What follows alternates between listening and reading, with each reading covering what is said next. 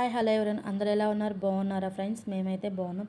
చూడండి, ఇప్పుడైతే కీరాతోటి సాలెడ్ అయితే చేస్తున్నాము. సో సాలెడ్లో కావాల్సిన కీరా, క్యారెట్, ఉల్లిపాయ, టమోటా, సో అలాగే ఒక బౌల్ తీసుకొని వెనిగరు, చక్కెర, సోయా సాస్ వేసుకొని కొంచెం వాటర్ వేసేసుకొని పక్కన పెట్టేసుకొని ఇప్పుడు ప్యాన్ తీసుకొని ప్యాన్లో కొంచెం ఆయిల్ అయితే వేసుకుందామండి. ఒక టేబుల్ స్పూన్ ఆయిల్ అయితే వేసుకున్నాను. సో ఆయిల్ అయితే హీట్ ఎక్కింది. ఇప్పుడు చిన్నులపాయలు, అల్లం ముక్కలు, పచ్చిమిర్చి వేసి కొంచెం వేగనిద్దాము. తర్వాత ఉల్లిపాయలు వేసుకుందాము. సో ఉల్లిపాయలు వేసిన తర్వాత మనం క్యారెట్ కూడా వేసుకుందామండి. క్యారెట్ వేసి కొంచెం ఒకసారి అలా కలిపేసి టమోటాలు కూడా వేసుకుందాము.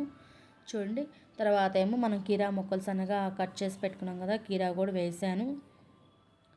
సో ఇప్పుడు మనమైతే సోయా సాసు, వెనిగర్ ఇందాక ఏదైతే పక్కన పెట్టుకున్నామో కలిపేసుకొని అది కూడా వేసుకుందాము.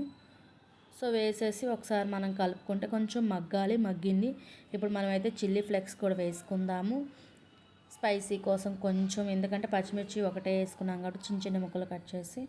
సో అంతేనండి, కొత్తిమీర వేసేసి గార్నిష్ చేసేసి ఒక సర్వింగ్ బౌల్లోకి అయితే తీసుకున్నాను. సో చూడండి, టేస్ట్ ఎలా ఉందనేది అత్తయ్య గారు అయితే చెప్తారు.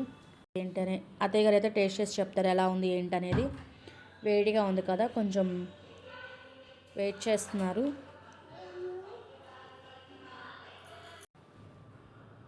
సాలెడ్ అయితే సూపర్గా ఉందని చెప్పారండి. అంతేనండి, వీడియో నచ్చినట్టయితే లైక్ చేసుకోండి, షేర్ చేసుకోండి,